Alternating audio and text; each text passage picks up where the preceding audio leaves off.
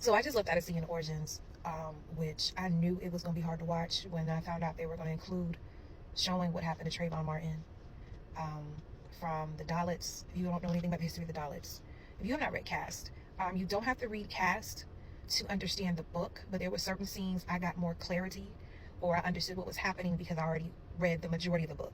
According to Audible, I might have about 5 hours left.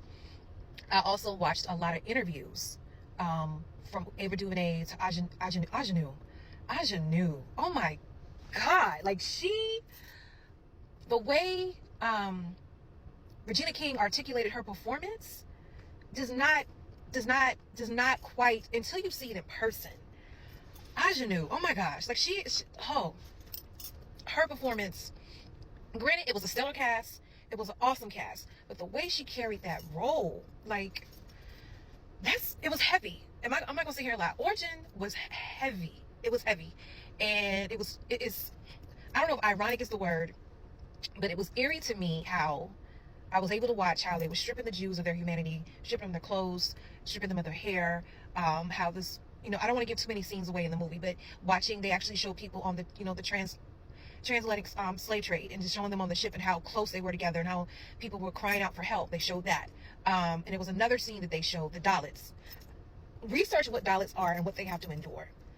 It's amazing how I watched those scenes, even though it was hard to watch and it was hard to stomach, I still watched it.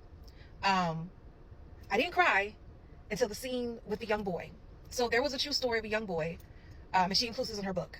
And he basically is the only black boy on an all-white team.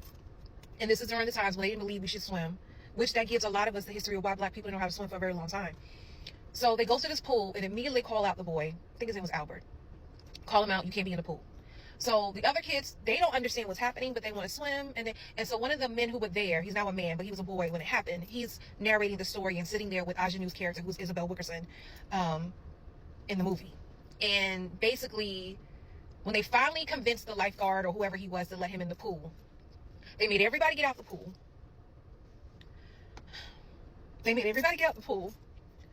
And then they put him on this raft.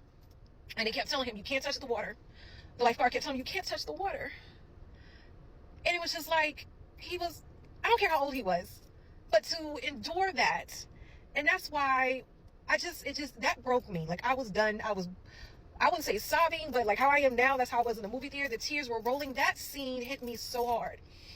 And they talk about what his life was like after that happened, how something broke in him after that happened. And I'm just thinking about the things my mother had shared that they had dealt with, and things that, people around her age would share. My mother would be 70 years old. I don't think she's really shared this with anyone or people, but my mom shared how she was invited to go integrate into Winthrop. And she was like, nah, I'm not doing it. Like, they offered her a full ride and everything. But she said my grandma Ola was so hot with her. And she said, you turning down free money. My mom was like, I'm not going to do that. I am not. She ended up going to Wilberforce, which is an HBCU in Ohio. But y'all, that scene, oh, that that hit me hard. That hit me hard. So to give you background, I feel like I'm all over the place, and I always am when I record these videos, but y'all still watch them. Y'all get my sentiment. But pretty much, a lot of people wonder how was Ava DuVernay, who is a brilliant genius, and she's like, she admits she doesn't get told or asked how other people get asked to do movies, like huge movie houses and whatnot, but she just does her own thing, she says. Like, watch her interviews. I can't articulate her story the way I want to right now because I'm just emotionally all over the place. But pretty much what she did with this movie, Cast, is pretty much Isabel Wickerson's, which I just realized is her second book.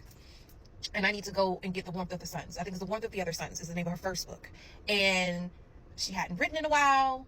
She deals with some deaths in her family. And as a result, it finally pushes her to a place, the character that Niecy Nash plays, her cousin, pushes her in a place like, you have to get this book out. You have to tell the story. And she said, everyone keeps talking about racism. Racism is really a caste system. So what she does, I would love to do as an author. And I look forward to that day God of doing that.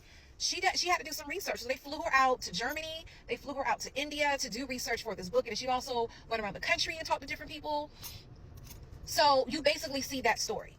That's what you see in the movie. Her learning all these things to piece together, because a lot of people didn't understand when they saw the murder of Trayvon Martin, and that's what sparked it. And that's why the movie begins with it. It begins with Trayvon's murder because she said it was a Hispanic man who killed a black person. And everyone wanted to say it was racism. And she said, nah, it's deeper than this. It's something different. So that's when she goes into her at first, she didn't want to touch it. But eventually she touches it. And she goes in and delves in it and travels all over the world. Like I said, Germany and India. And it's her.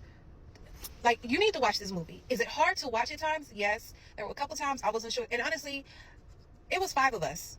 2 black older males. And there was a white couple. And me. Granted, it was 12:35 was the showtime.